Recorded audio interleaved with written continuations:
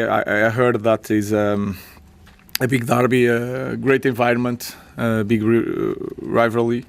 But every game in Premier League is so tough for us. So it's one more game. I know that it means a lot to the fans, but we need to go there and try to win.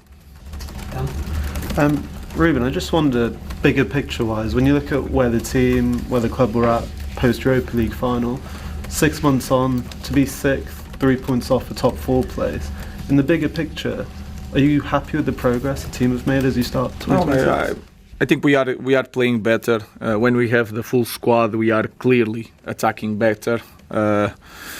We are not being good enough in the details. We should have more points in the moment. But of course, we want always more. And we should have more points in the table.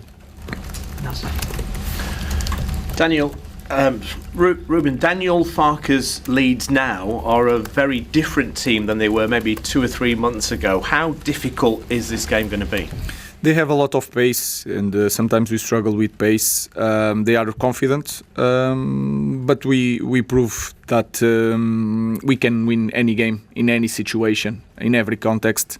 So we will try to do that again. We know that they changed the system. They have different players in front. They can. The last game they rotate the 2 players that usually are the starters. So they have good players, good manager, great environment. It's going to be a tough game. Ruben, in terms of the rivalry, you obviously played for Benfica. You managed Sporting. Can you kind of equate that rivalry to what you will experience this afternoon? It's different. I never experienced this one. In Portugal is a big rivalry. Here is the same, different environment, different culture, but the noise is going to be big. We just have to perform, but it's hard to compare different cultures, different derbies, different history. Let's just focus on the game. Is 11 guys against our 11 in the beginning, and we'll try to win. Is it easy to do that because the noise and the intensity and the crowd will be really, really against your team right at the start of the game?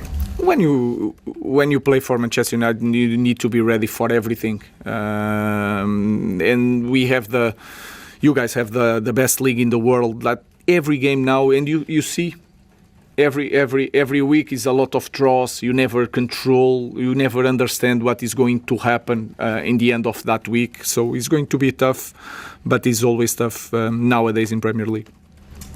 Hi, Ruben. We've seen Liverpool and Chelsea drop points as well this week, and it feels like your side at the halfway stage, well within a chance of reaching the Champions League. Does the fact you've put yourself in such a promising position change what you're thinking this month in terms of the transfer window? Is it worth kind of pushing the envelope a little bit further to make sure you get top 4, top 5? The transfer window is not going to change. We have no conversation in this moment to have any change in the squad. There's a process. There's an idea that is going to continue.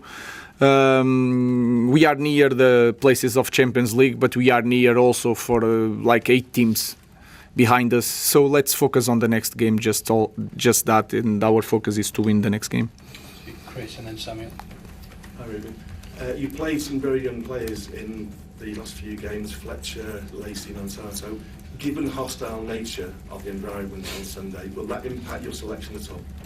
No, of course we look to everything, but they need to be prepared. You can see the squad. It's impossible. We cannot stretch the players that we don't have in the moment. But of course, I will try to put a team that is ready to cope with that, and then I will try to read the game and try to understand what I should do to help them to win the game. You're confident if needed, those kids can handle that kind of atmosphere? They have to. It's a game in the hostile environment, but they need to be ready and they need to experience that. But it's going to be hard for any player, even the guys with a lot of experience. But again, We already experienced that. Bilbao last year was amazing, the sound, so it's good. I know that feeling is completely different, but they need to be ready. Just on Tyrone's question, have any players come and knocked on your door and asked if they could leave this month? Joshua Zirkzee, No, none of you.